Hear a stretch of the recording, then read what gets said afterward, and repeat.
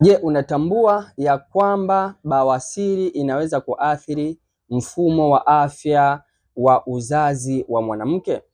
Hilo ni sahihi. Kwanza, mwanamke utapitia katika changamoto ya kuweza kupata maumivu makali wakati wa haja, maumivu ambayo yataathiri mzunguko wa nyonga au mfumo wa nyonga na tumbo la chini. Lakini pia jambo lingine ni msongo wa mawazo pamoja na maumivu huweza kuathiri hamu ya tendo la ndoa. Utakosa hamu ya tendo la ndoa kabisa. Na mwisho kabisa, kwenye ujauzito huweza kuzidisha presha kwenye kizazi na rehemu pamoja na maumivu makali.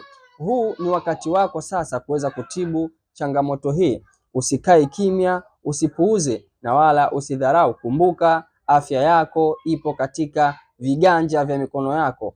Wasiliana na mimi sasa Dr. Ramadhani niweze kukupatia elimu ya afya ya uzazi. Pia nikupatie supplement, virutubishi ambavyo vitaimarisha afya ya uzazi wako. Kumbuka, hapa kwetu afya ndipo ilipo. Comment, like, share.